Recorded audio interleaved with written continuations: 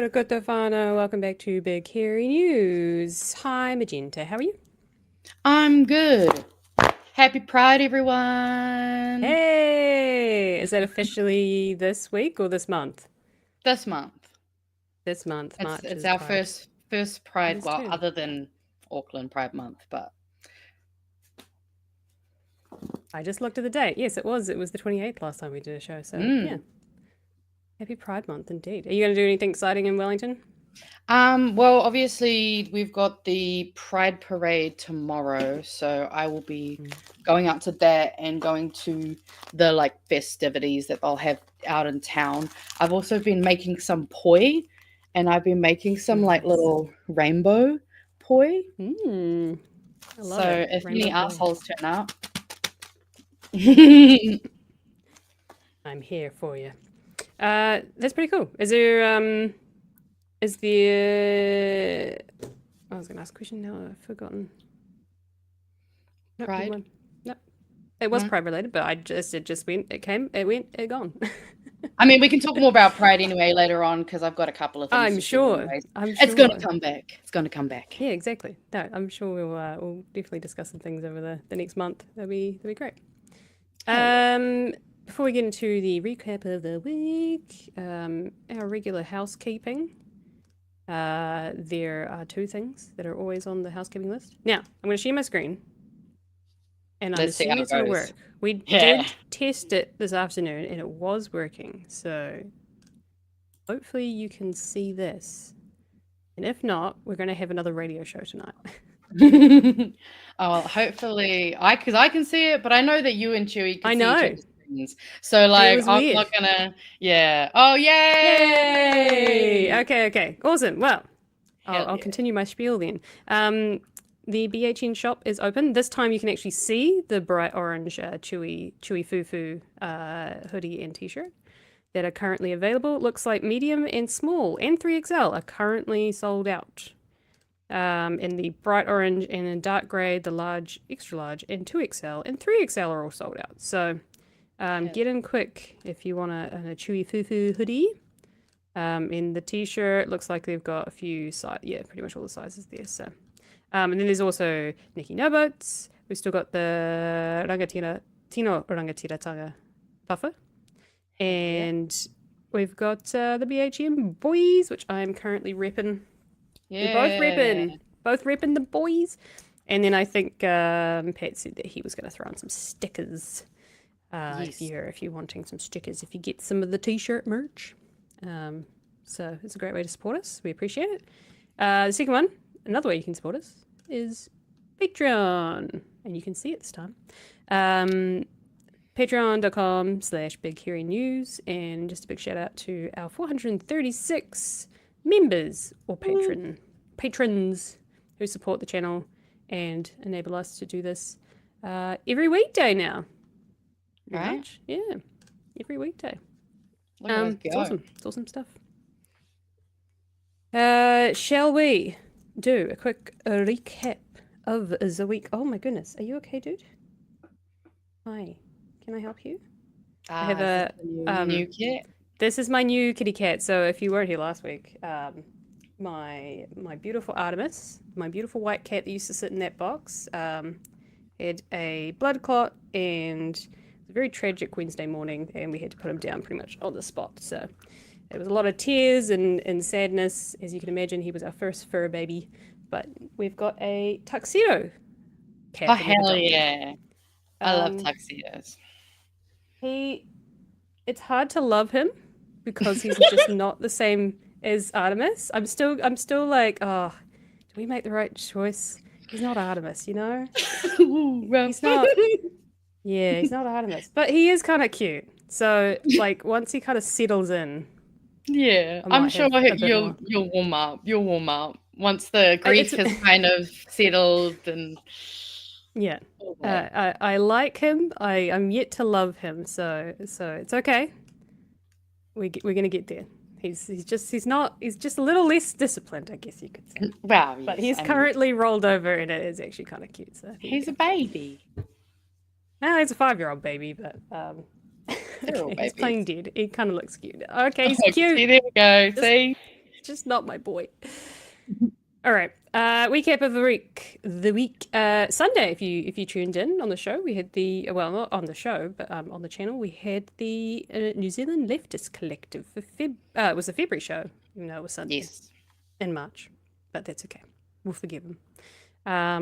Where Pat was joined by 4 others in the community. I will confess, I did not watch it. Unfortunately, I'm a terrible person. I have yet to watch it, as I was busy on Sunday. But I'm sure it was great, and you can go and watch that on the channel if you want to. Monday, we had some good stuffs. We had Sunny Kushal, Chewie's favorite. Favorite person in the world. Lobbyist. I want to say lobbyist now. Yeah. What would you call him? What is his job now? He's now the grifter. advisory group. Advisory grifting. Yes. Yes. That was very interesting. I do like a good Q&A. I can't wait for Jack Tame to come back though. Yeah, that will be good. There was a fallout between Trump and Zelensky. Obviously, it just continues. That's one way to put it.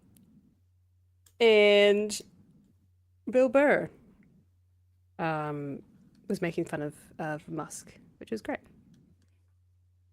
I agree. I love making fun of Elon Musk. It's one of my favorite things to do.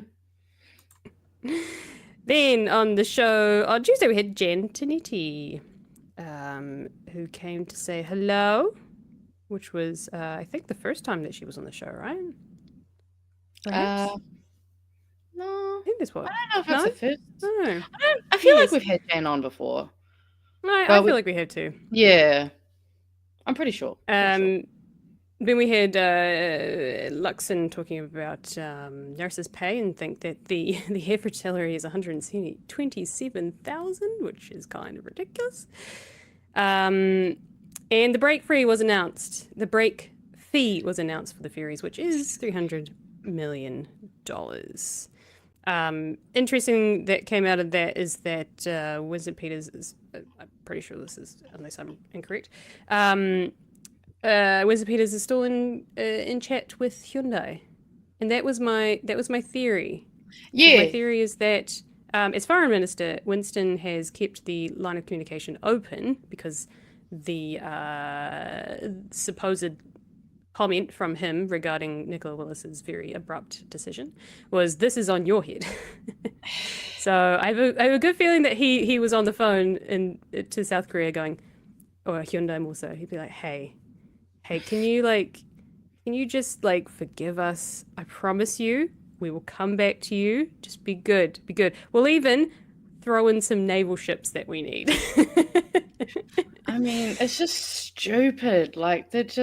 The amount of money wasted is just infuriating. Yeah, I'd like to see that we don't pay for that. On a Wednesday, which day do we have Anne? Was that Tuesday as well? Mate, I barely know when I only know it's Friday because we're doing the show today. I never know what day of the week something happens. Was it last I watched them in a different order this week, I think, on accident. My brain, man. No, that was this week, right? That we spoke with Anne regarding. Yes, it was. Yeah. Regarding the Luxon's comments around the 127k, and she essentially said, yeah, that's bullshit. Nurses do not get paid 127k. Essentially, how you would have to do that is insane overtime, and even the top nurses taking on extras don't reach that. Not to mention the fact that they shouldn't be doing that many hours. No.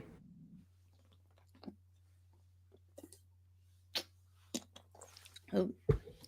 Have we got a frozen Emily? I think we have a frozen Emily. No. Oh. Yeah, we do. Hang on. There we go. You're back.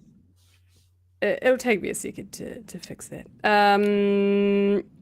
then we had Trump's State of Nation, in which there was a ton of things from a lot of criticism against the Democrats, who basically sat there and held their pedals. I would have liked to have seen them all walk out, but Do anything would have been cool. yeah, I'd like to see them do anything. At the moment, it's kind of pissing me off. Well, I mean, it's a bit too late. They're stuck yeah, with but it I mean, now. at every opportunity, it seems like the Democrats won't do anything to actually stop him from being an absolute authoritarian dictator with his henchmen. But I think Elon Musk is actually the one who's running the show. Ping pong bats. Yeah, real effective, guys. Real effective. Right. David Seymour continues with his school lunch saga. Today I did read that he actually apologized to the child who got second-degree burns. Apologized to the principal of the school where the kid got second-degree burns from the meal that was far too hot. I think that is the very first apology I have actually heard him give to any of the schools who have had a lot of issues. At least, I mean, apology is kind of like a PR thing that he's doing because it means nothing. Yeah. I mean, he should apologize to every single person whose money he's wasting and whose child he's fucking over. Yeah. And then there was the continuation of the gender-affirming care saga. Not too long ago, it was discovered that there were threats against the doctors if they performed any gender-affirming care. And then there was supposedly letters sent by a law firm to ministers about opposing any gender-affirming care policies or advocating for, not the word I'm looking for, not protesting, what is it, allowing, there's a word. I've had those 3 times today where there's a word and then like, enabling? No, that's not right. There's a word there. But yes, against ministers, which is an interesting tactic. Yeah, it's an interesting threat. Threats. It's a very transphobic threat, like... And not surprising, given the current right-leaning of our own government. They're getting emboldened more and more.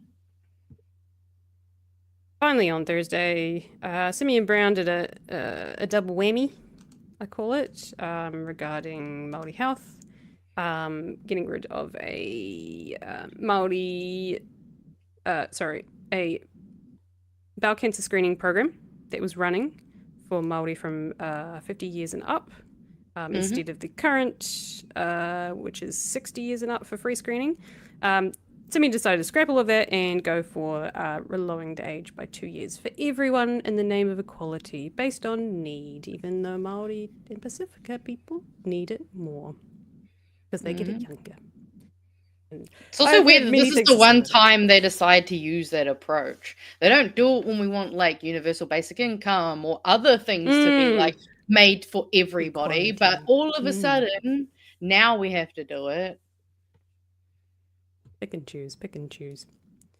And then he also handpicked some gas lobbyists to the Energy Savings Board, which against all official advice.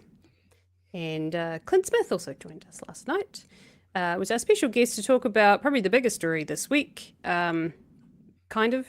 I guess it's a big story every day, to be honest. So one of the biggest stories this week. Winston's very overreactionary, very abrupt reaction to Phil Goff's comments regarding Trump. Comments, a particular question he raised to the Finnish ambassador about Trump's actions and his knowledge of history, which was fascinating. So whether or not that was a reactionary move because someone tapped his shoulder, Winston, and said, hey, you may not want to piss off Donald Trump now. It's not a good time to do that. And, I mean, I feel like it's obvious that he was clearly lining this up with the announcement that we're going to be talking about today. Yeah. Because why would he not? Why wouldn't he just do that? He's clearly gone, oh, no, you can't talk bad about the bro because I'm copying his homework. So, like, don't make me look bad. Yeah. So we'll definitely get into that. The second part of that was Winston Peters' very blatant show of leadership and power. Leadership? His power over, in this particular coalition, very much going over the head of the Prime Minister. So, yeah, very much power move from Winnie. Yeah. Very interesting. Someone needs to come get their koro because he's pissing me off. And that was the week. That was the week that was. And tonight we'll be talking about Labour Party's State of the Nation in Auckland, and some shuffles that they're doing, and some other interesting questions that was asked at the summit, State of the Nation conference, situ. A lot of business focus because it was aimed at the business chamber. What is it called? Auckland Business Chamber. Or it was aimed at the Auckland Business Chamber. So, yeah. Rich people who couldn't relate to half of us, but yes. And second story is Simeon Brown is back again regarding New Zealand health, ditching, excuse me, Lester Levy to reinstate another board. And lastly, we'll continue the story about Winston and his power moves regarding his DEI bill that he's put in the biscuit tin. Mm-hmm. Also, while your cat's on in conversation, everyone needs to know its name. So could you please inform the people? Oh, okay. So Artemis was the first cat, mostly named after the cat from Sailor Moon, who's the white cat called Artemis, and Luna is our other cat, our black cat, which is the other cat from Sailor Moon. And so we decided to keep going with the Greek gods, I think it was, or the Roman gods. And so we thought we'd call this guy after the god of comfort, which is Ilios. But we thought Ilios is a really strange name to kind of go, Ilios. So we called him Elo. His name is Elo, and he has a moustache. Oh, what a cute little baby. He's very kind, but he just doesn't settle. Just all over the place all the time. So, yeah. Anyway. I think he's taking over. I think he's trying to take over the channel from your M's. So while the other two are a little bit less, a little bit more in the background, this guy may just be in my face every 5 minutes. So, but it's only been a week, so he's doing pretty well. I'm sure chat will love to see Elo just running in and out. Yeah, no, we'll see if we can make this a little bit more professional, please. Thank you. While I deal with this guy, do you want to read out some super chats that might have come through? Yes. Oh my God. Super chats. All right. So we've got a Kaimatara for $2, Mana Takatapui, which I'm assuming is because they peeped the cool sticker. If not, also look at my cool sticker. It says Mana Takatapui. It's a green party sticker. I got it from their stall at Newtown Festival. We've got Max Power late fee for $2. Thank you very much. Exaldia paid $2 to find out the kitty name. So thank you for the $2. Hems, what's the name of your Tux cat? And another one for $2. So thank you for the super chats about the cats. Also, I see on Twitch someone peeped my Darren Shan books, and hell yeah. Fellow Darren Shan fan, love it. Right. What are we going into first? Simi. I've dubbed this episode Simi Winnie Chippy.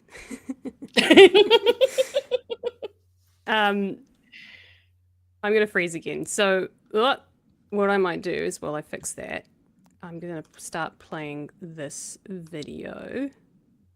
Is that gonna work? Or no, I can show some memes if you like. Do you want to throw a few memes on? We'll go some memes. So that meme technical break. All right, we got trickle down economics clearly isn't working. So I think it's time we try pinata economics, where we beat the rich with sticks until the wealth is redistributed. And I'm sure everyone in the chat feels very much similar. Oh, this one's so good. This is an AP fact check. No, the JD in JD Vance does not stand for jerkin de penis. We've got this is a quote. So some people seem to think Trump's playing chess when most of the time the staff are just trying to stop him from eating the pieces. Seriously, that's a real quote. I love that that's when you came back. I will do one more. Ian Fleming's original James Bond novels haven't aged well. For example, Moonraker, published almost exactly 70 years ago in April 1955, features a villain who's super rich, industrialist, and a rocket maker seeking to cause chaos because he is a secret Nazi. Such a silly idea. What a wild, totally could never happen. That's what Ever. people keep saying. You couldn't write this shit. It doesn't. It's all over the place. You couldn't write scripts because they would get. Yeah, because they're just rewriting them. They're just copying. Alrighty. Thank you for the necessary technical meme break. Love it. As I said, Simeon Brown. Little Simmy, back in the news again for his decision to can Lester Levy, the Tsar, as they called him, of Health New Zealand, who was there to hopefully fix all of the budget issues that was going on.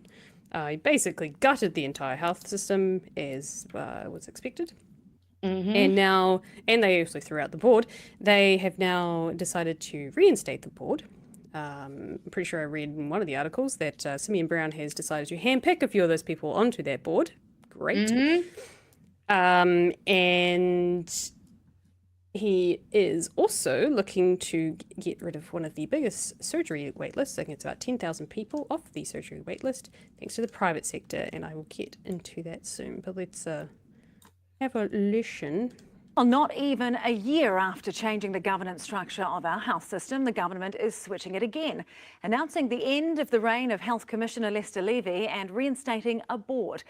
Minister in charge, Simeon Brown, is also promising to clear the backlog of more than 10,000 elective medical procedures by the end of June. Here's Imogen Wells. Could just let Sam summarise it. Our new look health minister's itching for change. I'm very much focused on putting the patient back at the centre of every decision. Announcing today he's scrapping the Lester Levy-led commissioner structure put in place in June 2024. Minister, have you effectively sacked No. Levy today? I have full confidence in Professor Lester Levy. Levy's contract for heading the health sector was only for a year. Now it's back to basics and a board.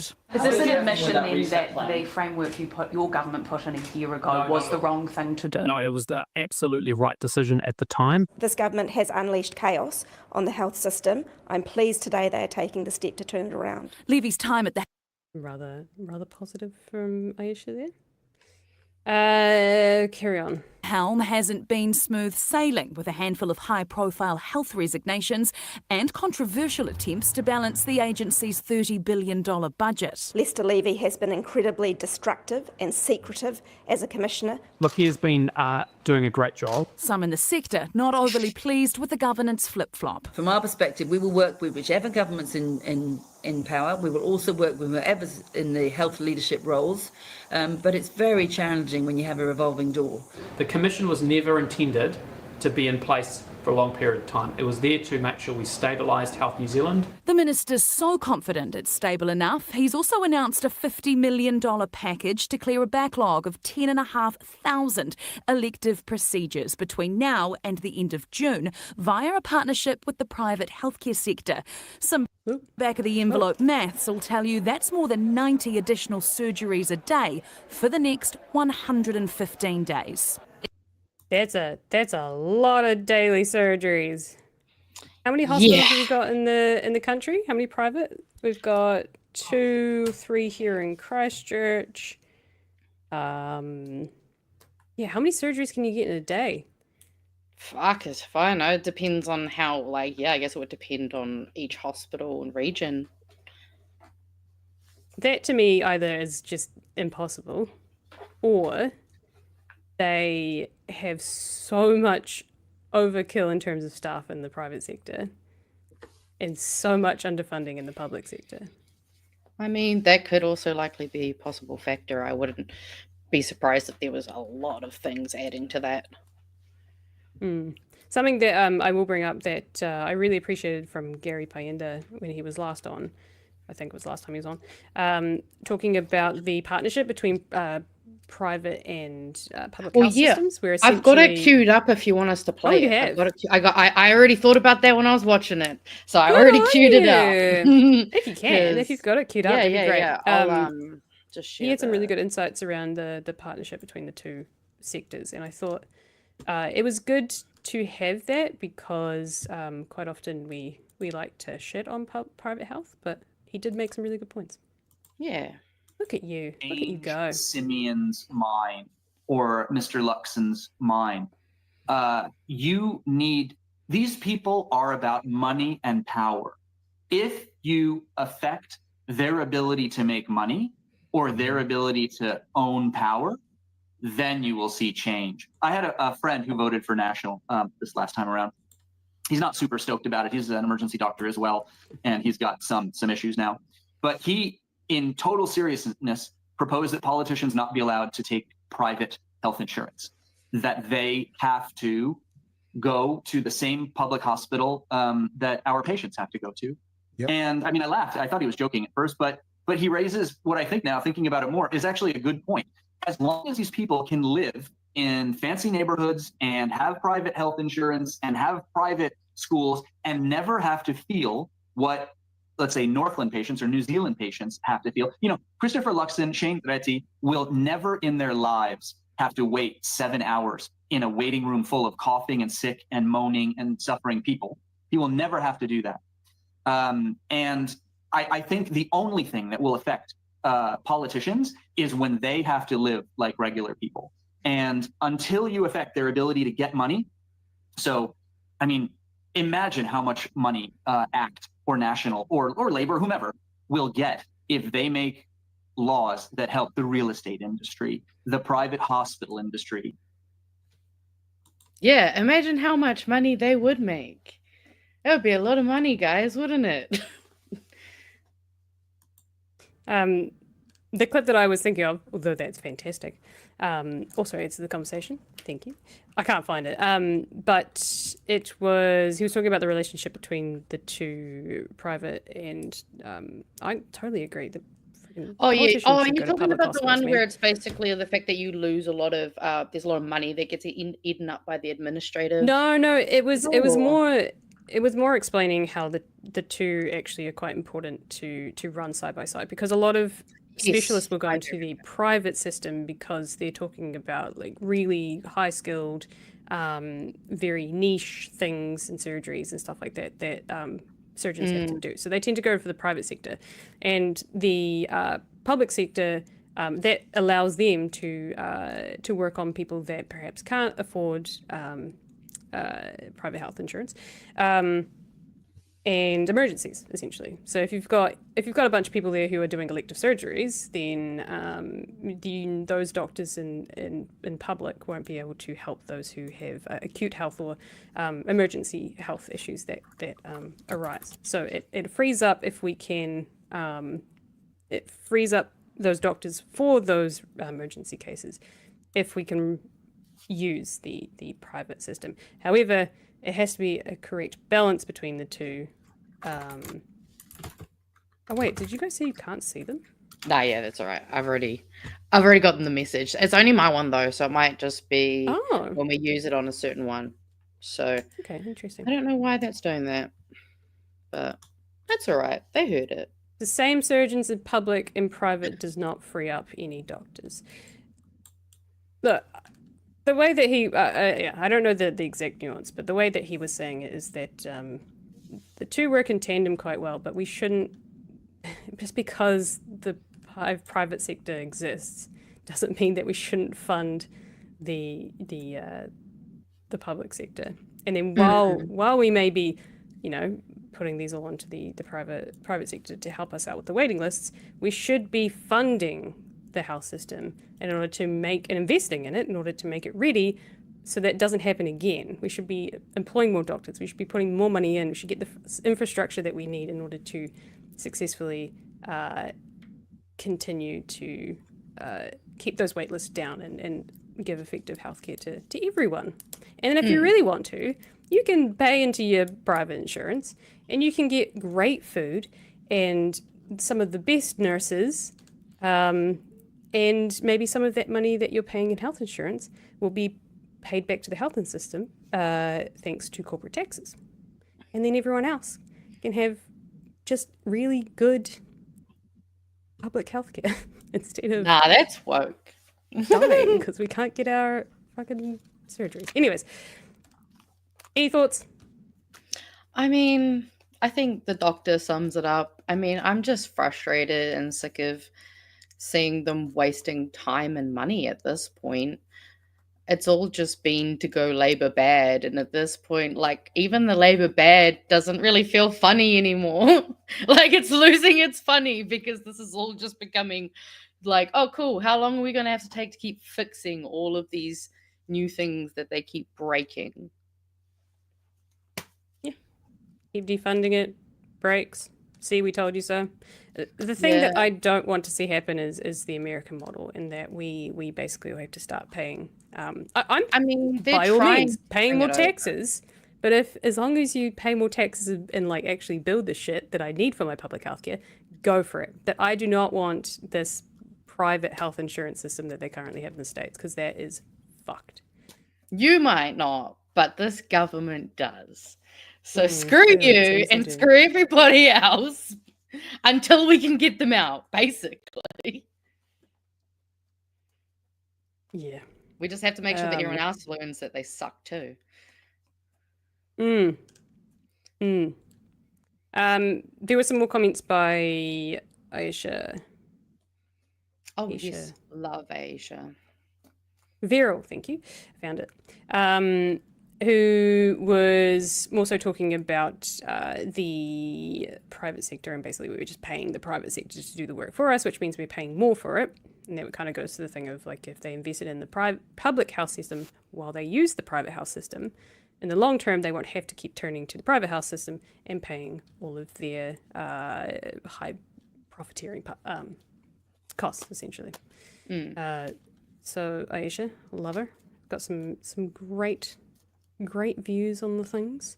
And she also had, there's also the Lester Levy situation, which is interesting in of itself. I feel like there's going to be more that comes out of that. Yeah. There has to be. Where are you? Oh. No. Heather with the control F? No, I can't find it. Oh. Never mind. I can't find the comments. Come on. It's annoying. One of those things that I wish I had highlighted it, but I know as soon as you highlight something, it just and then you click somewhere, it disappears. Oh yeah. Yeah.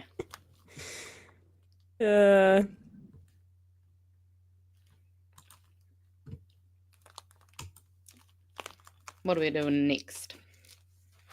My brain is reading stuff. So, essentially, this story about the health system ties in really, really well to the next part, which is Chris Hipkins' State of the Nation address that he made today. So I haven't watched it properly yet, so there's quite a lot of really good questions in this. One of the things I should have mentioned with the Simeon, the Health NZ story, is that they're going to reinstate the board. And the other thing that they're going to do is give power back to the local districts. We'll give more power in the local sector. However, with that, it's kind of not really well explained at the moment. That doesn't surprise me. Essentially, the strategy is going to come from the central part, strategy and the plans, and then it's up to the local to action the things that they need to in the way that's best for their people. And Chris Hipkins has some really good things to say about that because, and I shall find it. My brain is like not working today, man. I have thoughts, and then they just keep getting wiped from my brain. That's fair. That's fair. Sometimes it's you just not have helping. those days. And I can't string a sentence together, guys. I'm so sorry. Do you wanna meme it up while I try and find this? Yeah, sure. All right. More Keep going with memes. your memes. I got heaps of All my memes. brain- To be brain fair, I states and actually stuff. had to cut out some memes this week. We've been getting too many bangers. So this one, San Antonio Wax Museum removes Trump figure because visitors kept punching it, which is just honestly, I love that. I would love to be able to Weird go looking. somewhere and just. I mean, the wax figures are always kind of fucking creepy looking, uncanny valley shit. After seeing that, I never want to hear the phrase "women are too emotional to lead" ever again. Because we also have to remember, anger is an emotion. Even if it's because you're suppressing other ones with that anger. That was the most embarrassing press conference in American history. That was one of the most embarrassing press conferences in American history so far. Which I hate to think how bad it's going to get. Hitler defeated after opposition party holds up tiny signs on panels. This one fucking gets me. So good. You were like a brother to me. I loved you. Don't ask me what it says on the bottom. I don't know if it's correct, so it could be. I don't know if it's the direct quote is correct, but You're not helping me, dude. and then this lady just getting high-fived by a police officer with a sign that says Trump is a cunt. I just kind of love it. And Reagan, I would say the Russian part, if I could remember how to pronounce the Cyrillic alphabet. I used to know how to pronounce Russian words once upon a time, and that was many moons ago. Not helping. Um, You're not helping. If capitalism without rules is theft, then capitalism minus rules equals theft. Thus, it follows that capitalism equals theft plus rules, which forms the far more enlightening statement of capitalism is just the theft with rules. And then I've put it next to this other one, conveniently, of just 1 year of a 2% tax on billionaires would cover ending homelessness and hunger, providing tuition-free public college, universal childcare, and replacing all of the lead pipes in the US, and it wouldn't even affect how the billionaires live their lives at all. And this is why I will always go into an anti-capitalist rant on every fucking show. Have you found your thingy? All right. And a cat. Let's- And a cat who's definitely very, very, very distracted. But Aw. it's okay. He's just getting used to things. So the great follow-on from the Health NZ announcement that was made today. So they're going to reinstate the board, and the idea is that central government, Te Whatu Ora, or the governing structure, will plan and come up with strategies, and then it's up to the local boards to decide how they want to action those. And the question that I had around that was the budgeting side of things, right? So if the central part of it decides what the budget's going to be for each, and they dish out the money for each. What about if those local governing boards or the local health sector in the area decides that that's not enough money, and they keep calling for more money, and they need in order to meet the KPIs? Is it better just to completely decentralize, or did you freeze or me freeze? No. Oh, I was just listening. I mean, I personally think that I'm always skeptical when it comes to transitioning anything from a central to local, not because I think it's bad, but mostly because local governments and they tend to be majorly underfunded already. So I'm more just worried that this is just going to be further burden, because as it is, like, local government should be given way more money from central government. Like, it is fucked. But yeah, I mean, and I can't trust this Chris- government to do it right either. No. And there is a lot of criticisms about the Te Whatu Ora and the all the district health boards becoming one, which was under Labour. But we haven't seen, particularly because they got rid of all of the people that have expertise in sort of the middle management side of things, especially specifically local expertise. However, that was really only for a couple of months, maybe even a year of that shift before the next government came through. So it's hard to know whether or not that would have stabilized. But now with the ever-changing, whatever this government's doing, the defunding, the getting rid of the board, the putting in a czar, getting rid of the czar, going back to localization over centralization, it keeps coming back. It's a fucking mess. It is a mess, and like you really can't tell whether or not it was going to be successful with what they're doing. But in today's question time, after the State of the Nation, Chris Chippy Hipkins answered a really great question around investment and getting it right in terms of central and local government. The audio is really crap for this, so hopefully you can hear it all right. The question won't come through, but I don't think I can hear any audio coming through at all, but I can see it. yeah, no, I just realized what I'd done wrong. Yeah, we're having a great day, aren't we? We're having a great time. Just sometimes local government have to undertake far more rigorous long-term planning around infrastructure than central government does, and they have to be a lot more transparent about that. Local government's major constraint is how they pay for it, because the central government determines where they can get their money from, and frankly, central government's not allowing them to raise enough money through a variety of different sources to actually pay for what their long-term plans say is required.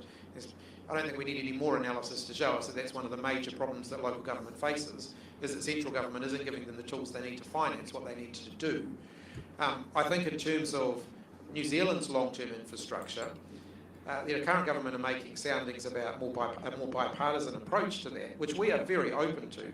I think it would sound more sincere from the current government had they not cancelled everything that the previous government were doing beforehand. I do think we've got to stop this cycle where every new government, the cycle that this government have largely started, accepting that it's always happened to a degree when there's a change of government, but this government have done it far more than any other previous change of government. You can't just start everything every time there's a change of government. There has to be continuity. When I became Minister of Education, I continued every school rebuilding project that was started by my predecessors and started some more new ones. I didn't say, I'm going to stop that one and start this one over here instead, because all you do is grind everything to a halt when you do that. I did see the comments that there is no video, but hey, yeah, it's not my fault. We got to figure out what the hell StreamYard's done. I think it's something to do with that weird update thing. I'm genuinely. I reckon. But I'll reimpose at least you can hear it, but I'll reimpose the image later. Yeah, I also like that Chewie talked about bipartisanship as well, like these issues that we're having with Health and Z. But it could have possibly been avoided if the government hadn't just gone, nah, it's not working. What the last government did was awful, centralising everything. There was nothing good about it, so we're just going to keep messing around with it and also going to keep defunding it or not funding it beyond what it needs or what it was last time. And it's not helping. So bipartisanship would definitely help, I think. But yeah, I mean, we do definitely need to have some way to entrench things constitutionally that pass between whatever fucking parties, because at this point, I'm just sick of the fact that we have no way to make sure that certain things can just get done regardless of whoever the hell is fighting for the seat. I know there was an example from Australia. I can't remember exactly what area in Australia now, but basically they had a local councillor 40 years ago that went, look, we need to have a long-term plan for our city. And so they basically implemented a 40-year plan that like every so often they would check like pipes and stuff like that, and no matter who was in like the government, they'd had a certain amount of money that they had to set aside to, you know, for that project, no matter who was in council. And we need these things. We need these things not only in local, but we also need them in central. And it's just frustrating that we don't. Sure, for sure. I also really... Oh, you guys can't see the image, but if you could see the image, it's Chippy on screen as well as... what's his name? Simon Bridges, yeah. Yeah, which is quite an interesting one. It's good to see it up there. The second clip that I want to show from this is another question around investment and also asset sales. There's some really good stuff that came out of this because it's the Chamber of not commerce but business. I keep forgetting what it's called. Business Chamber. Welcome, Business Chamber. Yes, a lot of the questions are around investment, economy, business, particularly small business. And I think Chippy, if you go and watch it, you can see the full thing. Stuff's got one. Pretty sure the Herald will have a live stream. RNZ, I think, have one as well. Yeah, some really good questions and answers from Chippy. I think he did a really good job considering the audiences, perhaps. I don't know, typically not Labour fans because of this notion of Labour are not good for business. Mm-hmm. Like these guys know how to run a business. All their customers are pissed off. Okay, well, you guys can't hear it, but I'm going to put it on screen and you will see a blank screen. But when it comes to doing clips and things like that, I can superimpose it. So today's a radio show, okay? It's a great radio show. With hopefully the right timestampy. Is that right? You will see more. I've signalled savings and investment as being a key area that you will expect. He's talking about his new portfolio, the savings and investment portfolio, which he's been given to Kieran McAnulty, I think. One of the things that was announced today, yesterday, around his shuffle and his extension of portfolios for the team. I see one down the back there. What role you see both KiwiSaver and the capital gains tax playing in your long-term goals? What role, if you didn't hear that, do KiwiSaver and capital gains tax have around investment for the future? Thank you for cutting directly to the chase, Sam. You will see more. I've signalled savings and investment as being a key area that you will expect to see more from us sooner rather than later on. I think when I look at Helen's government and the work that Helen and Michael Cullen did, I think KiwiSaver is one of the great legacies of that government. But when I compare where New Zealand is at with our rate of savings through things like KiwiSaver, with Australia, who made similar decisions back in the 1980s and steadily built on that since then, they're much further ahead than we are here in New Zealand. And if we really want to get serious about savings and investment, we are going to need to do more there. I would love, and you and I have had this conversation, to see us create as a country more opportunities for KiwiSaver funds to be investing here in New Zealand rather than investing offshore. I accept as in a balanced portfolio you need to do both, but actually even tilting just a segment of that KiwiSaver money that's currently invested offshore back into domestic investment, the economic opportunities that will flow from that could be very significant. So that's a really good example of where I think working together to make sure we create those opportunities could be huge for New Zealand. It can create good, well-paying jobs. And the idea that people doing those jobs are contributing to their own retirement savings at the same time, I think is such a compelling and exciting opportunity for us. Let's just stick with that for a second. Any thoughts on that before Simon Bridges starts talking about asset sales, I'm pretty sure? No, because I got a little distracted because apparently the video got fixed, and I'm wondering if it's because I was playing with the new feature. And I got completely... there's a thing called scenes. It's a beta thing. I clicked one and now it seems to be back. So I'm wondering if the timing was when I did that. Hopefully it was. We played with it earlier today and that didn't do anything. So weird. And they weren't there before. So I don't know, guys. I'm going to press a button. Oh, it is. I think that This is. is thank God this is the Friday show because we can tech totally support. get away with this. We can get away with this stuff. This Well, is this to is be where we play fair, with things. I have my diploma in tech support, guys. I'm just There you using my go. degree. Yep. There you go. And yeah, everyone in the comments got it. It's just pressing buttons. All right. Just to summarize for myself, some of the other things, I don't know if he mentions it here, but it might have been another question. Chris Hipkins also talks about other sectors that we could be, basically the sentiment of like, we shouldn't be investing in housing. Like it's a moot point. That's not a great investment for the country. And we really should be investing in productive assets, things like businesses and things that are going to generate money for the economy. Some of the things he's talking about is also the creative industries, things like the gaming industry as well, which I feel like we haven't really tapped into here. Oh, God, no. Things like esports and stuff. Not even that, like the creation of games. We've got Weta, which is kind of somewhat adjacent, but they have, I'm pretty sure they've got some game ties into the gaming industry as well. Yeah, they tend to be one of the It's small, things that, they tend to do small parts of other video games, but we also have like local creators. So we've got in Auckland, we've got Grinding Gear Games, which has Path of Exile. Massive. We've also got Four Phase Games, which is a Māori studio who are working on a Māori video game at the moment. We've also got Pickpock. There's quite a few actually. And that's the thing is, it's definitely an underutilized and invested in area because, I mean, most countries have started to really look at that. I mean, yeah, esports has been huge for fucking ever now. Yeah, and that alone could bring in a lot of money in terms, maybe not necessarily in profit as such, but tourism as well. I think Grinding Gear Games, and I only actually I'm going to chuck this aside for a second, just because you guys can't see it, and then you can see our big faces. Grinding Gear Games did a massive exhibition conference. I'm not sure if it was for PoE 1 or 2. I think it was between the two when they announced PoE 2. Well, they have PoE Con. They have PoE Con that happens generally yearly, and that's where they announced PoE 2. Yeah.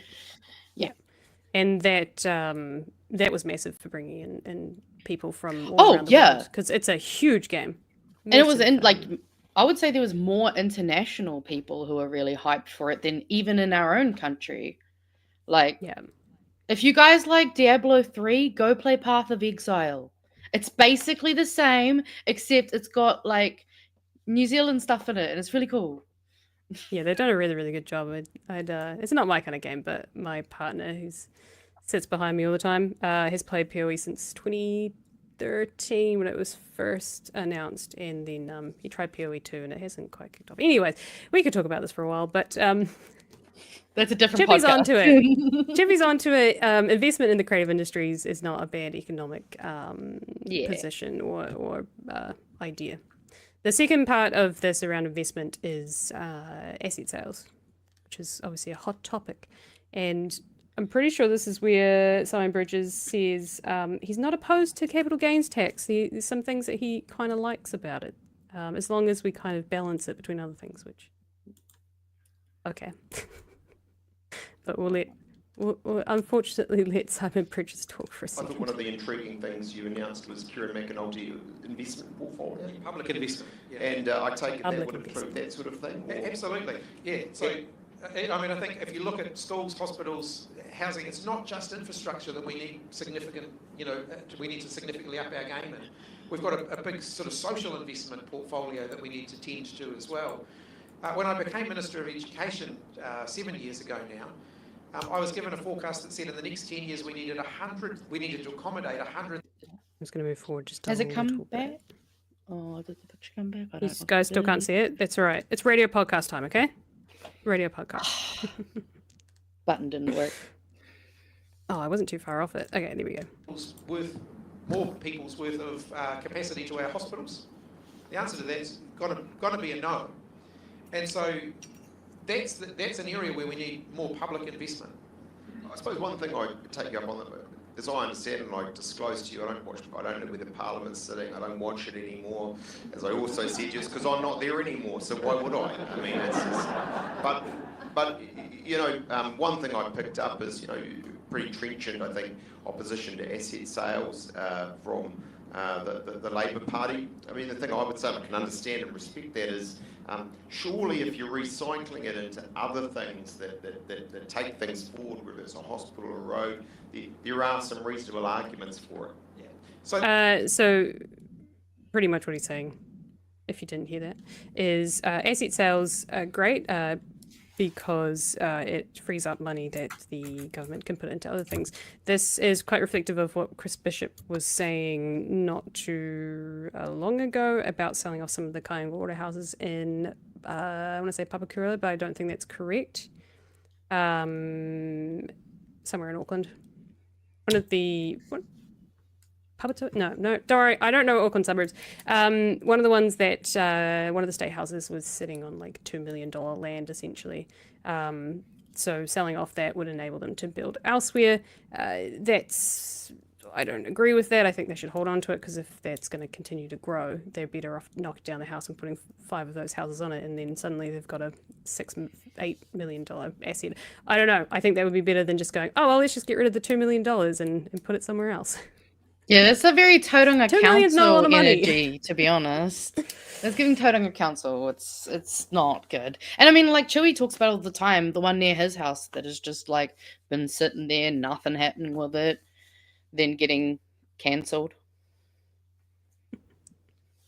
So Chris Hipkins just talked to that idea of recycling the money after you sell the assets, to which you then have to buy back eventually. Just saying.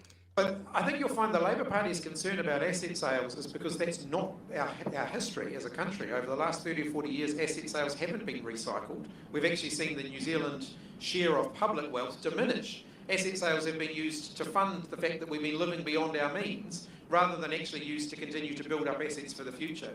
So creating public investment as a portfolio is a sign that, yes, we do think we can do a better job of managing the assets we have now, and that we can grow the asset base that we have now. But that's got to be the objective, not simply selling it off because we're living beyond our means and we don't know how to pay for the things that we're committing to do today. So he's basically just said the point that I was saying, that yes, let's sell the $2 million state asset and then use that to reinvest in housing. Chippy's just said that we don't do that. We don't recycle it. No. We pay off our debts instead. We don't actually use that money and invest it elsewhere. So yeah, we borrow there money goes so my that idea. landlords can have $2.9 billion in tax cuts. Like, that's what this government does. And I mean, to be fair, successive governments before them have, like, this has all been building from successive governments, but this one's the one that's going, fucking, let's go, boys. Sorry, I interrupted. Oh, yes. I was like, how did you get papa out of them? Sorry, don't ask. Sorry, I shouldn't have did. Carry on. No, you're all good. You're all good. Honestly, yeah. I mean, I never like asset sales. I mean, it's bad enough that, like, I don't even know if they really have the right to sell these assets, but that's a different corridor. I recommend going and watch the Q&A, because I think there's some really good stuff there, and I think he does a really good job talking to the business sector, particularly the Auckland business sector. The last thing I want to point out is in the spin, because there's obviously a big talk about the Labour shuffle and things like that. The spin-off, it was an opinion piece, I'm pretty sure, but you know, spin-off don't hide their biases. And it's a lot more sort of storytelling and less journalism directly, you know. But they do make a really good point about the Labour Party being perhaps a little bit quiet. That might be to their favour. Where has the Labour Party been for the last year? Flying safely under the radar thanks to the endless controversies coming out of the coalition, and recently more scandal-proof than their opposition peers. You'd be forgiven for forgetting the party exists at all. But their recent rise in the polls, despite an apparent invisibility, speaks truth to advice Napoleon Bonaparte once shared with his army: never interrupt your enemy while he is making a mistake. Labour leader Chris Hipkins is hardly a Bonaparte type. One is a military... Oh, you can see it on screen. Oh, can you see it on screen? I don't know, we'll see. One is a military leader. The other is a politician. One is French. The other is from the Hutt Valley. Both are tactical. And rather than reacting like a barking dog at every Nat Act First... Oh, that's a new one. Nat Act First mess. Hipkins has played his cards right by choosing when to be the bigger man and when to flog a dead fish, with 2% two recent polls putting a Labour Greens Te Pāti Māori coalition ahead of the current trio of parties in power. It's about time he got back to the drawing board and sent out the troops. So I think it's a really good point. Great quote, never interrupt your enemy while he is making a mistake. And I think, personally, the Labour Party have, and Chris Hipkins, I assume, is the leader. Oh, cool. It looks like we did get I figured it out. Did you? I got to rename stuff. But yes, I think okay. So yeah, that's the Labour Party updates, I guess. Any thoughts, Magenta? I've talked to her quite a bit. So. Well, actually, I don't really have thoughts on this one, but I did, as you probably noticed, I had uploaded some documents earlier because I had some thoughts about some of the food stuff, because we love talking about the food stuff. Not the food stuff. Well, okay, so hopefully we're gonna see if I add this. Hopefully, you guys should be able to see this. If you can, please just put a yes, a Y, or a thumb, just something small, just to give me a bit of an idea. But basically, I've been talking to a friend of mine, because I don't have kids, but my friend does. And I was talking to her about obviously what's going on here because she lives in Scotland. And I learned that in Scotland, not only do they feed their kids, but they actually feed their kids outside of school.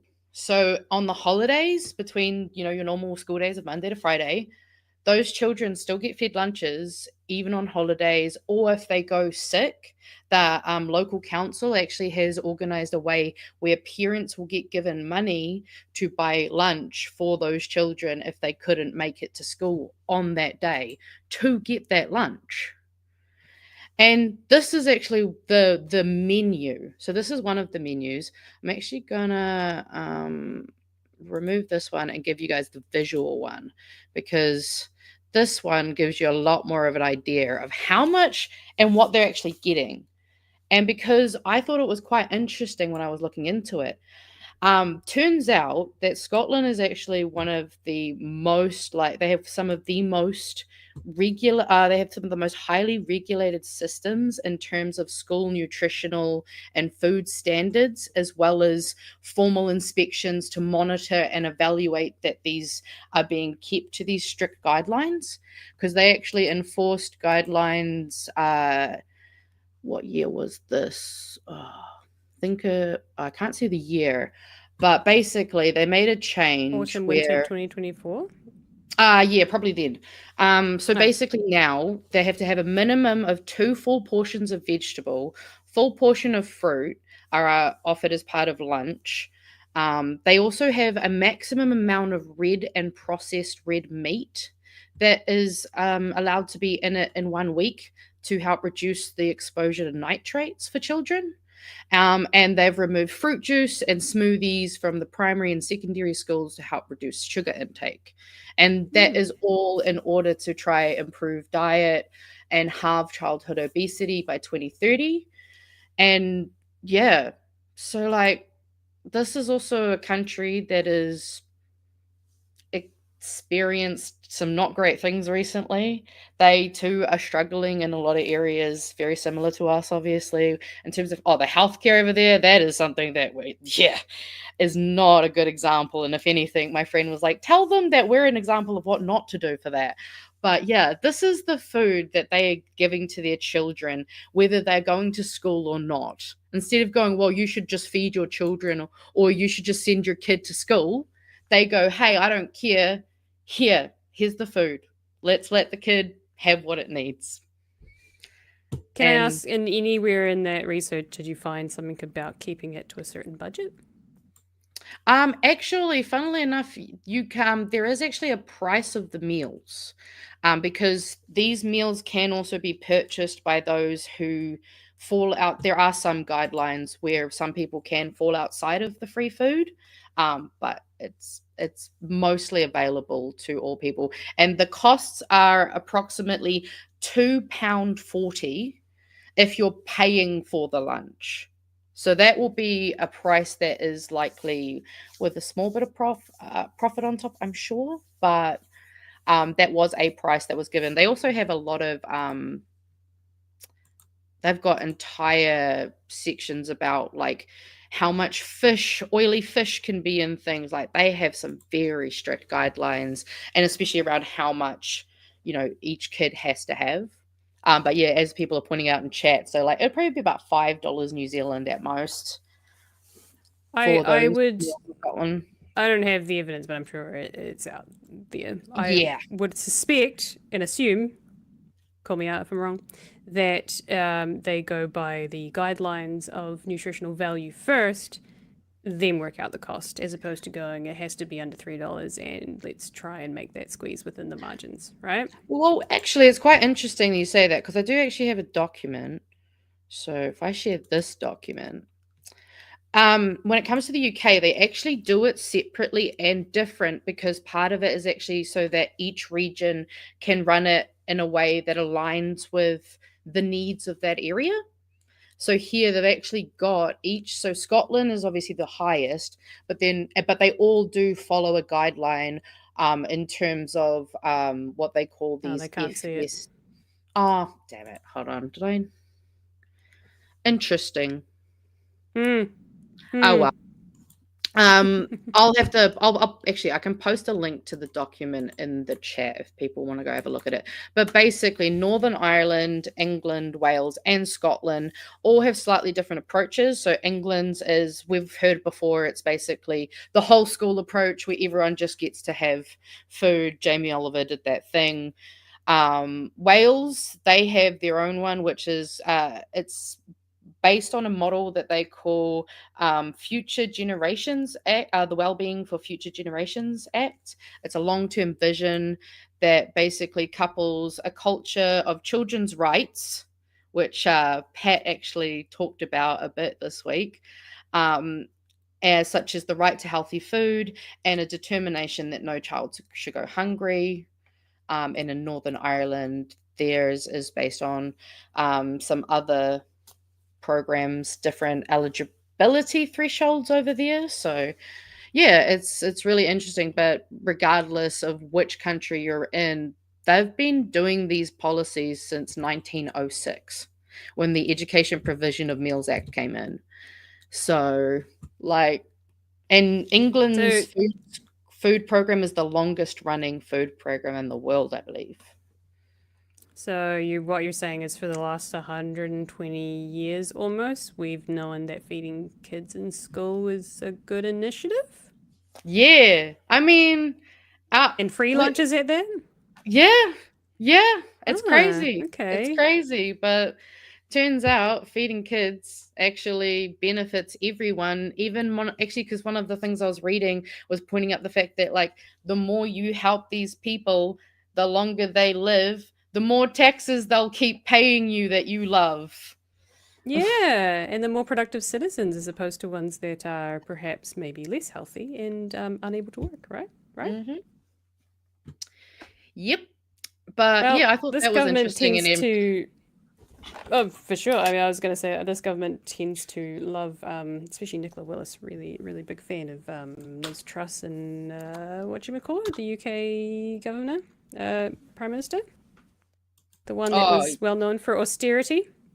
So, yeah, if she wants to look in that direction, maybe she should also be looking at the food program, because England seems to understand that. Yep. Well, it's Scotland as well, yeah.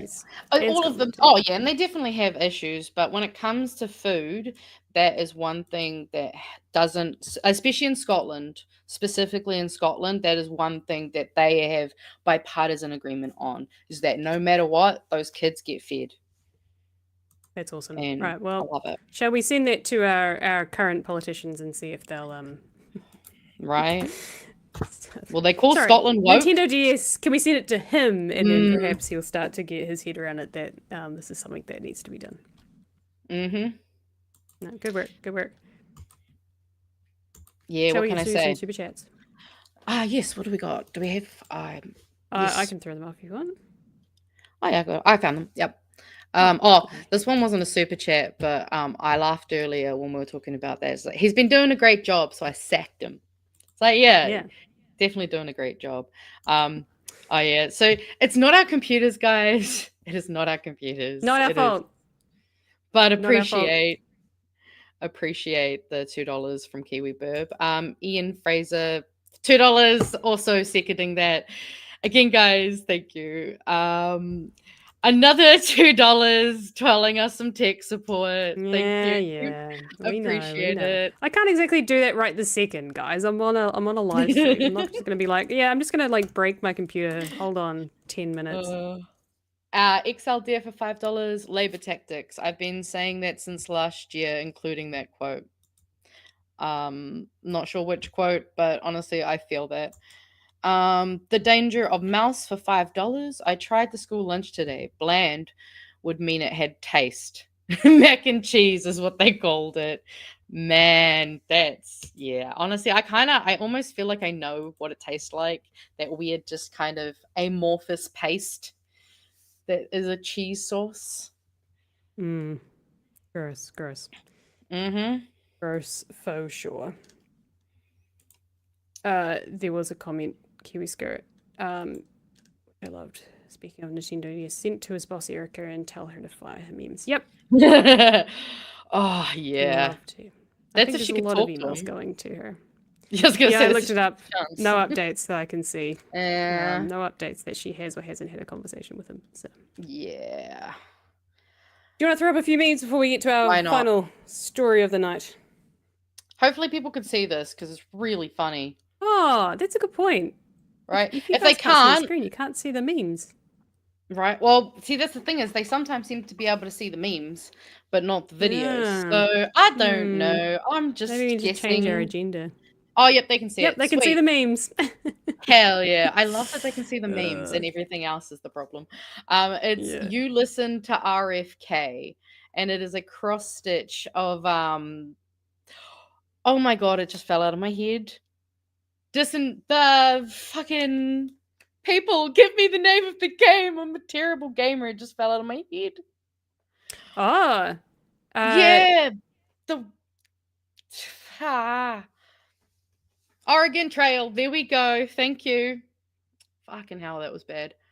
They got an awesome my favorite comic artist. Yes. So if you don't follow at Yeehaw the Boys, they're amazing. Yeehaw the Boys. An exclusive look at the new revamped school lunch program here with old Luxie and DS bloody making some Marmite sandwiches on paper thin bread, which I do like that little detail on the Woolworth spread. Chris, I'm gonna need you to spread faster if we're gonna meet demand. David, I'm going as fast as I can. You yelling at me isn't going to speed things up. This drag queens taught me my worth is in just being my authentic self. The church taught me my worth was in my virginity at the wedding altar. Which one of these sounds more like sexualizing? Brian? Pregnant people saying they don't care about the sex as long as the baby is healthy. 17 years later, disowning their daughter, Jessica, because she was born Justin, which, again, I hate that. Do we want to do community memes? Might as well. Yeah, go for it. Well, technically, I edited this one. So me curating dumb memes in an attempt to make the news feel like less of a hellscape. Because it's rough out here. This was Kiwi Burb did this one, and I think it is gorgeous. I actually didn't know who this person was, so I actually went and looked into them. I do have a tiny bit of a video background if we want to look into that, but we can keep going through the memes. We got some from JK just saying. Good old Key to Luxon. Did you forget to bring your own Marmite sandwich, Pratt? And just, am I so out of touch? No parents can just order lunches from 5-star restaurants if they don't like school lunches, because that's the problem. I like this one. Let them eat Marmite sandwich. That meme or the phrase "let them eat cake" that has come up so much in my social media feeds. The parallels are disgusting. I love this. So, weak sits through the speech protest by playing bingo, laughed at by Mega. Strong, rips up Bill in the house, does a haka, walks out. And actually, when I was watching the Philip DeFranco live stream of that Congress thing, there was people in the comments being like, man, we need a New Zealand haka. Like, we need the Māori to do a haka. And I was like, hell yeah. Weak sauce from the demos. Waka Kore, New Zealand No Boats Agency, which is Kaimatara's suggestion, and Rotorua Lakes Council putting the colon and colonizer. I love this. I believe Cybertruck made this. Also, I think I've got these right. I think I've got the right people to make them. But Back to the Future with Elon Musk and his Cybertruck, which I have actually received news. There is a Cybertruck in Auckland.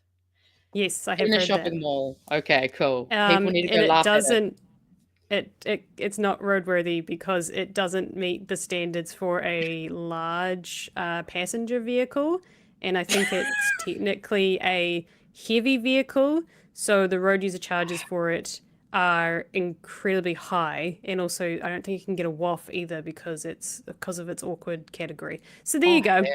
Wow, what a great car. Fun. Yeah. Can't be driven here. The different types of mites.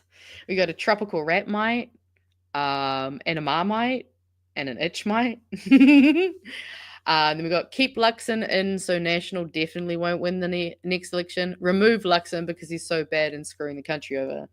Me, as in Luxon.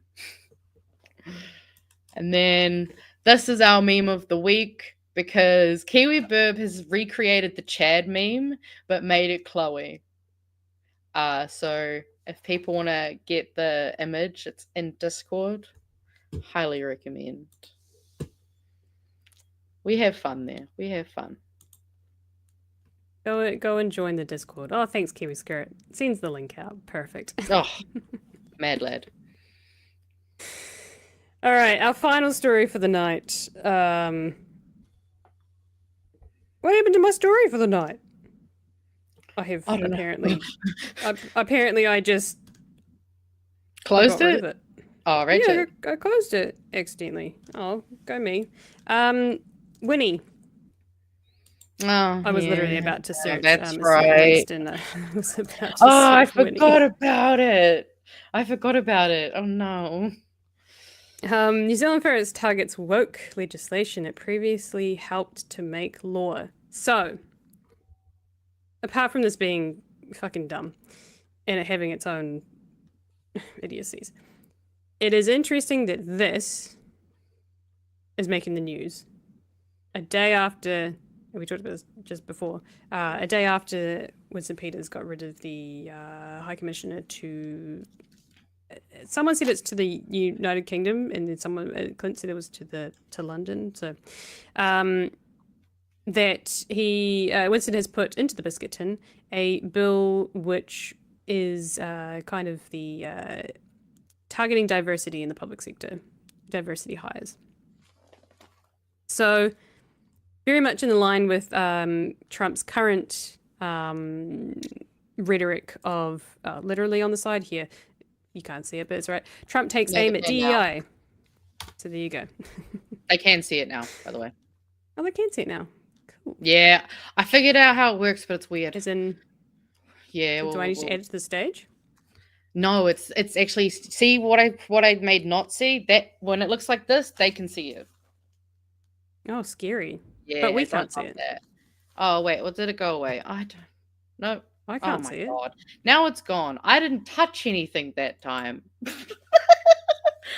don't know what it's doing, guys. We're trying, okay? We'll fix it. Now it's back. Hopefully by Monday. I don't know.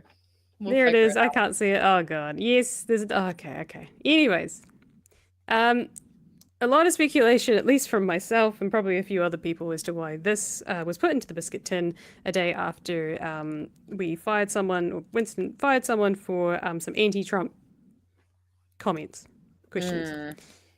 A lot of weird stuff. The biggest part about this is Winston and New Zealand First previously voted in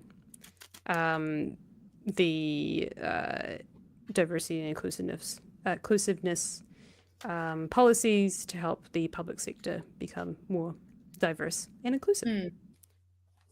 The bill itself, which is actually technically called not a woke bill, but it's an amendment to the Public Service Act, but I can't see the actual name of it. It's got an actual normal name. But to summarize, it would remove requirements for public service employees to ensure their workforce reflected societal diversity, remove requirements for chief executives and boards to promote diversity and inclusiveness as part of being a good employer, including specific references to Māori involvement. They would remove mandates promoting diversity and inclusiveness in public service workplaces. It would end the public services consideration of workforce diversity and inclusiveness. It would exclude the same from the Public Service Commissioner's 3-year yearly briefings, and end the obligation for panels appointing chief executives to consider diversity and inclusiveness. The public service exists to serve New Zealanders, not to be a breeding ground for identity politics, says Peter. It's called the Public Service, in brackets, Repeal of Diversity and Inclusiveness Requirements Amendment Bill. And it follows radical moves by the US, in the US by the second Trump administration to purge its public service of anything it deems to be promoting diversity, equity, and inclusion.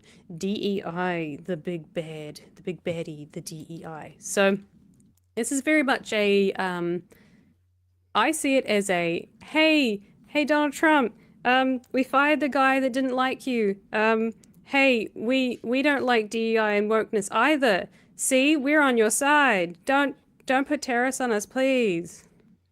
I don't even know if it's about the tariffs. I think that Winnie's just like, bro, I'm on your side. Let's fucking go. Like, this is Winnie's, like, he's probably just, honestly, if he could get a hard on, this would probably make him pretty hard. Because he's like, my people, it's time to make the world what I loved it being. Let's go back to when I was in my prime. Because I clearly can't let go of, you know, the life that used to be.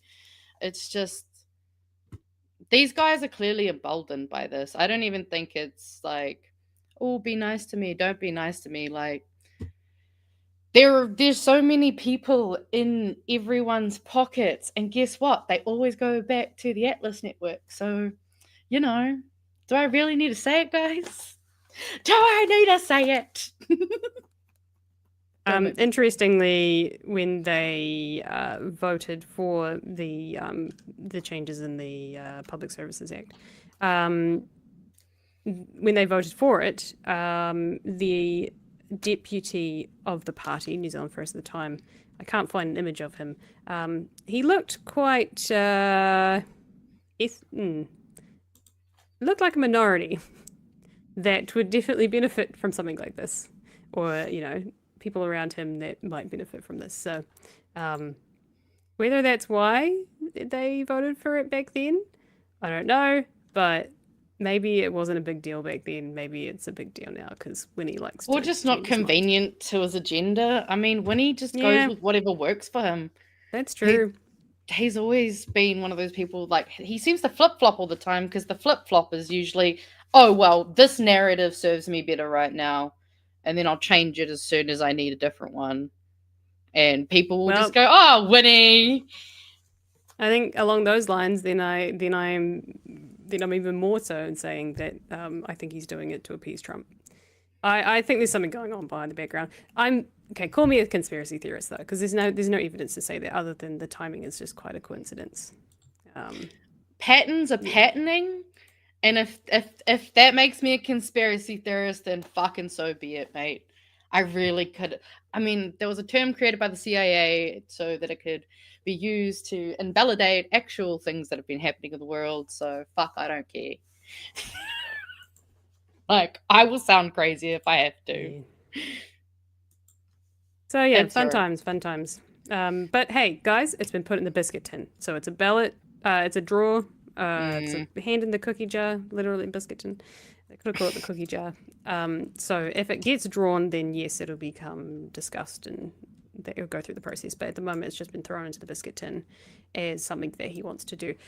Again, kind of makes me wonder if this is just a tactic to appease Trump and say, hey, we are still on your side. Homie. And I fired the guy who said he wasn't on your side. I don't know. Sus. He's keeping his boys club, that's for sure. Yeah, that's for sure, indeed. Shall I get to? Is there any super chats? Oh, I don't there know, is. but I've got some. Yeah, I'm just sorting out the good news part to finish us off. Wonderful. I'll read these super chats while you're doing that. Tipini Na Pakis for $2 says, Winnie coming for DEI is pretty cooked. Revolt yet? No. I think the states need a revolt before us. Shit's bad. Yeah, don't get me wrong, I mean, we're not but bad. shit's so much bad in some other places right now. Although, if they fuck me off enough, I will. Oh, like general strike, I'm all for it. General strike, I'm all for it, but I'm seeing what's going on in America, and I'm like, we are not doing shit until they actually show a backbone and show us how it's done. That's my opinion. Spinny again for $2. Goff was a DEI. Pale, stale males are under-repped. I've thought about it too. Winston's also DEI. We need some geriatrics in Parliament to keep things Right. if we got Hannah, then we also have to have Winnie.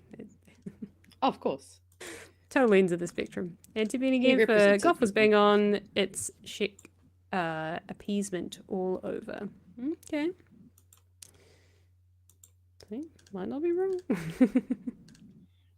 Thanks for your super chats. Appreciate it. So have we got some good news, did you say? We do have some good news, and I'm just hoping that this will be good news that the people will be able to see. So it's fine. Hopefully. Actually, you know what? I'm going to try something different. I might just try the entire screen, even though that's usually horrible, and I'll get you to put me on screen when we're ready. Okay. We're currently in the scene that says yes see. All right. Yes. All right, tell me when. Although I wonder. We're tech. We're just gonna play around with this. So, if you try to share the screen, put me up now. Okay, I'm putting you on to the stage. If anyone see the thing, see the visual, I'm not gonna play it yet, just because. Oh, I guess we can play it to see if there's audio coming through. We're a bit delayed. So. Yeah, that's all good. I'm just gonna play that for a second to see if that audio came through. No video. Yes, video. No video. Sorry. All right. No, that's totally fine. I'll just do that thing where I turn it off and on again. So we'll go that one. Although, hopefully that doesn't make C, because otherwise they can see my whole screen. At least you still get the audio. Yeah. Otherwise this would be a very average show. All right, okay, we'll see if they can see this, and I'll hit play on, because basically, for those of you who don't know, a waka has been found on the Chatham Islands that is very likely of Moriori descent. So some really fucking exciting news. Hopefully, can they see it? Are they? I don't know. They say they can see it. No visuals. Oh, fuck the hell. No. All right, we'll try this one more time and put it back on again and see if it does it. Did that work? Did I share it? Yep. Okay. Try that one now. Otherwise, I'll just play it anyway. Adding to the stage. And we'll play it anyway. And in all honesty, I was a bit of a skeptic, you know. Yeah. It's been several hundred years down the track, and yeah, I was excited for sure, but skeptical at the same time. But as things have unfolded, it's turned into this amazing kaupapa. Yeah.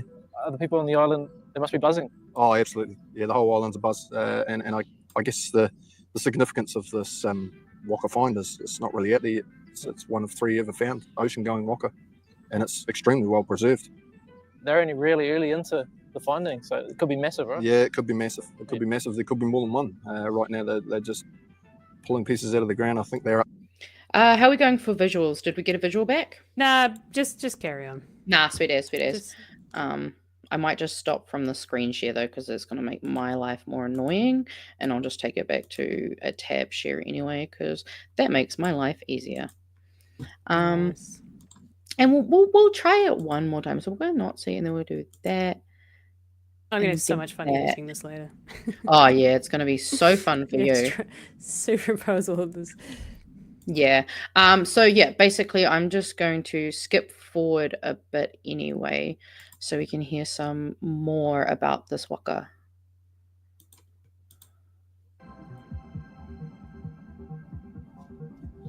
And here it is, a site that's revealed treasure upon Polynesian treasure. The archaeology. You just pull it off the screen? Wait, Waka do like I this put it before. back on the screen? No one. I've been really lucky over the years. I've worked in Micronesia, I've worked in Rapa Nui, I've worked in Hawaii, I've worked through New Zealand. This is the tops of it all. This is by far and away the most amazing excavation I've ever had the privilege to work on. Okay, so Justin, what do we got here? Okay, so all the rocks is actually the base of our excavation, Yep. and the waka largely seems to be on top of that. In the walls, you can still see parts of waka that we'll be leaving in place because I'm glad you can see the waka now. To go any further back. And it gives you an idea of just how dense the waka itself is. This is a natural tree, but that tree is laying over the top of, and waka is also over the top of it, and carries back into the bank as well. Wow. But essentially this whole area, the waka was like pickup sticks, and it was 5 layers deep. It was absolutely extraordinary. Yeah. From big wide planks to the tiniest of little planks that we don't even know the purpose of yet. But what is consistent is throughout is that instead of one big tree carved into a waka, what we have is hundreds of pieces of timber that have been purposely shaped, and then the holes drilled through them, and then it's all lashed together and corked, and that's the form of the waka itself. So before we started this project, the holy grail would have been to find some of the sail or some of the twine that held things together or some of the rope or the corking. We found all of that. And I'm just going to pause here very quickly, because one thing that I did learn through my studies is that when it comes to finding like archaeological like artifacts, generally when it comes to things like rope, you know, bindings and that, due to the things that they're made out of, which is usually like grass fibers, they just, you know, naturally disintegrate and are destroyed. But to have found a waka with all of those components preserved is incredibly rare, because basically the things that have to happen and the conditions that are required are quite rare to happen. So it's just like that alone is something that could be actually I think I might say it in a second. It's completely blown our minds. And what we're doing right now is ensuring that from the lowest part of the cultural layer in which this waka sits, that we're recovering all of that material from what is probably only a small part of the site. So we've far exceeded our wildest imagination on what we're going to find. What would it take to... And then we'll just quickly skip forward to another part of this video, talking to some of the mana whenua here, I believe. Maui Solomon is the chair of the Moriori Emi Settlement Trust. How often do you go fishing? Are you pretty much a man off the land now? Hunter-gatherer? Yeah, of necessity. He's led treaty settlements on behalf of his people.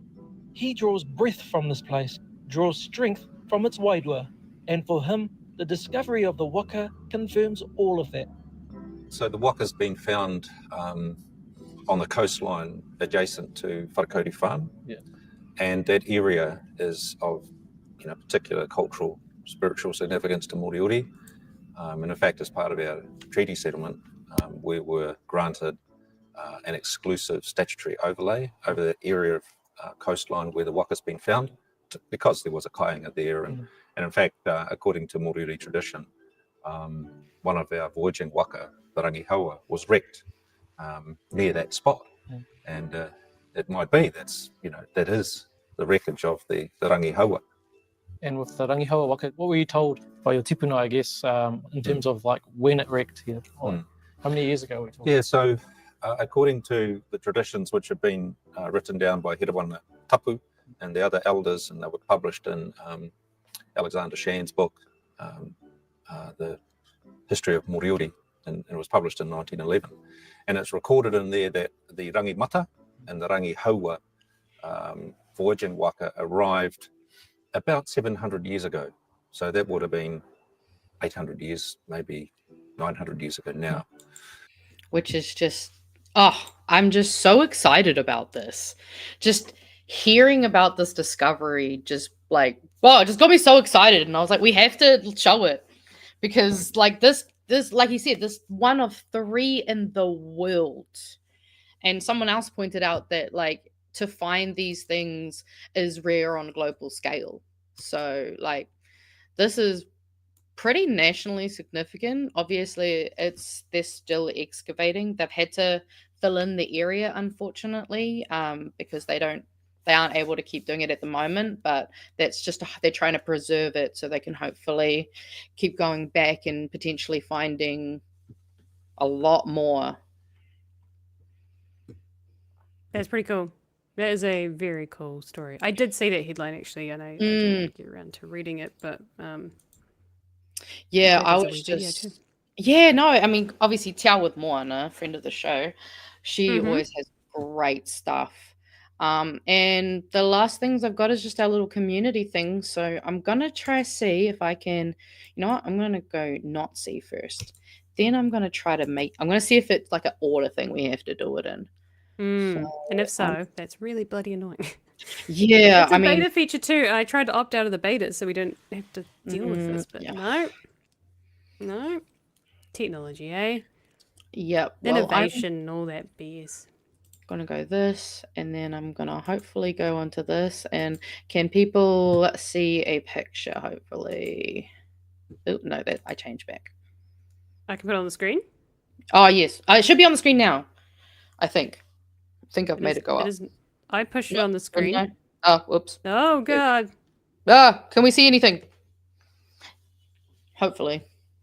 You can let me know. I can't. Yeah, no, you're all good. I cannot move my screen. No video. Oh, for fuck. This is the most annoying thing I've had to do.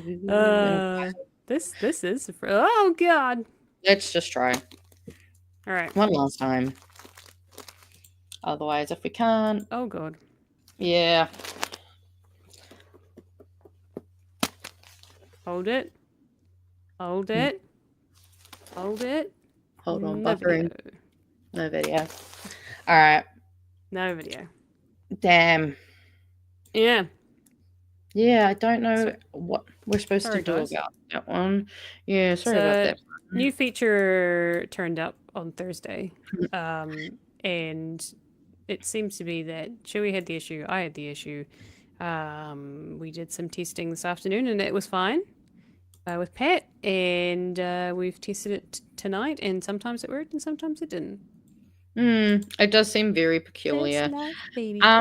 So we'll just do the radio version then, I guess, of the community news, because we'll still do it. Yeah, I mean, actually, I do have one visual. So for those of you who aren't aware, Māoriland Film Festival. It is the biggest Indigenous festival in the world. And it doesn't just feature Māori filmmakers, it features Indigenous filmmakers from around the world. And it's going to be in Otaki from the 26th to the 30th of March.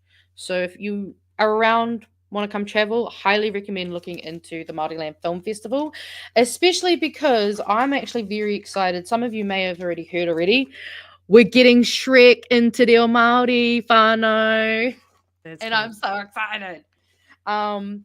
Also, obviously, we have Pride going on at the moment.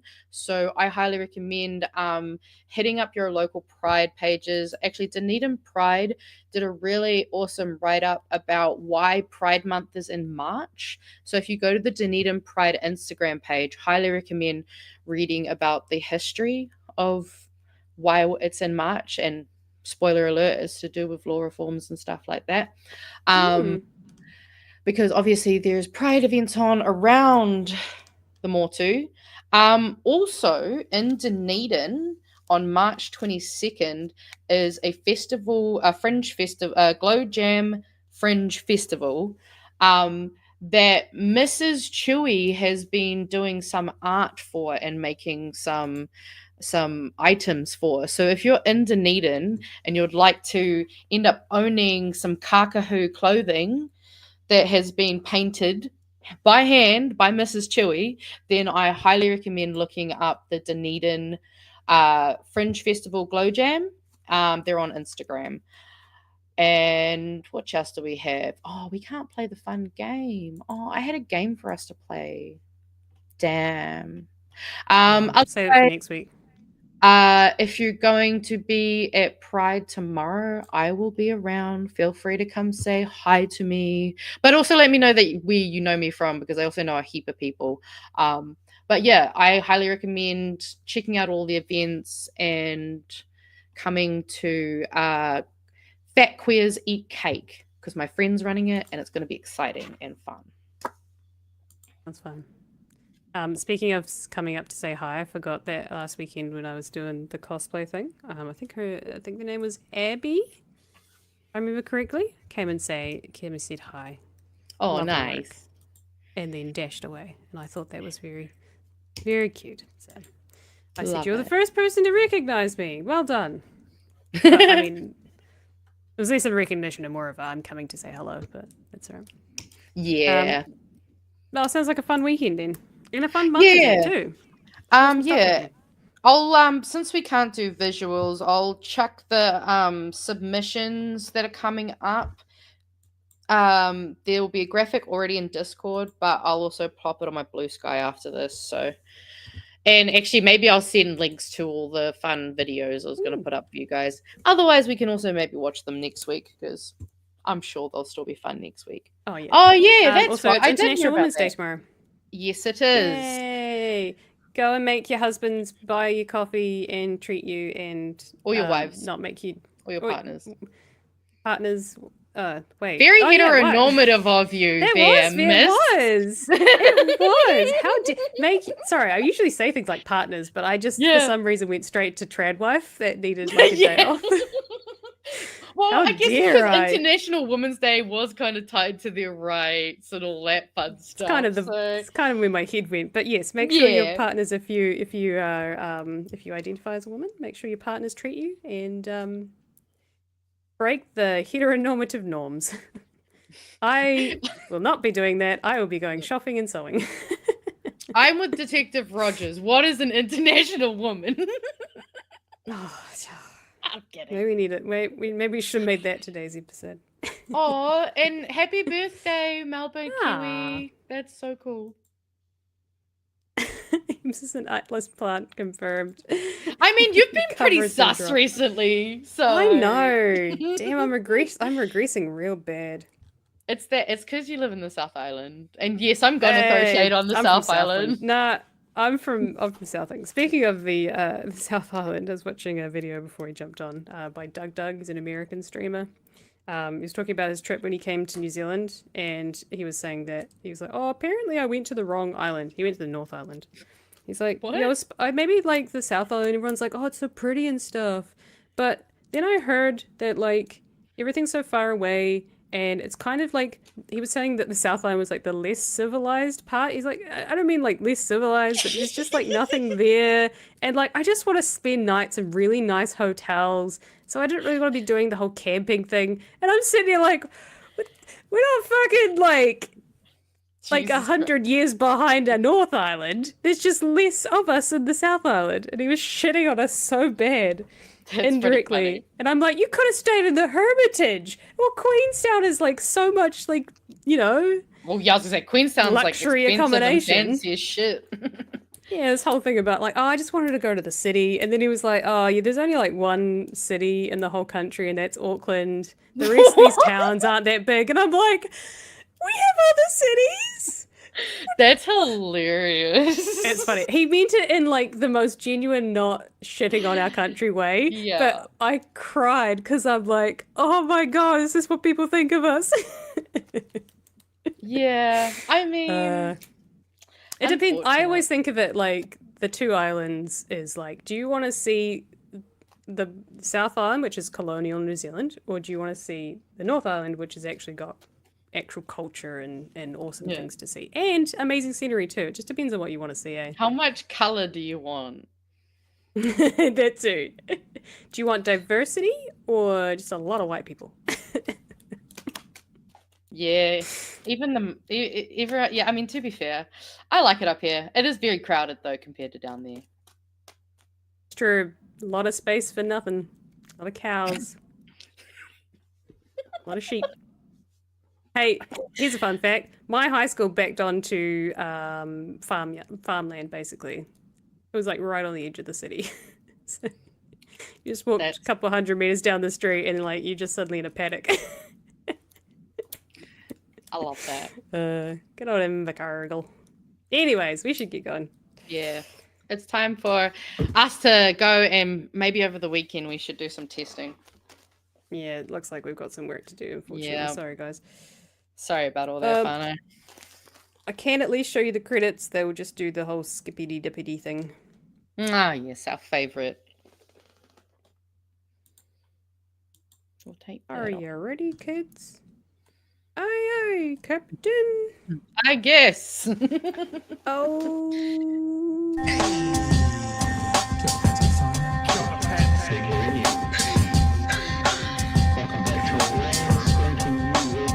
Help us settle a debate, whether it be thoughtful or funny, even if we're all creatures of hate. It's a fine line that we're walking together. For better, push aside the temptation to berate. Let's take a note of the corners we stand in. As many points as the hairs on my chinny chin chin. When the news that we're watching is hairy, knowing all the things that we need to be wary of. Like the rich have the hand out for rewards, while the many have to work out what they can afford. And the rest of us ain't paying attention, or maybe have questions we're too worried to mention. Other media is still dwelling on trivial facts, vetting bees from the rice and the mice from the rats, and picking and choosing a warpath to run, and linking ourselves with the hill to die on. It's gotta come down to a welcoming vibe, with an A and a self and a higher in mind. All have a lean either this way or that, and will be analyzed by both Chewie and Pat.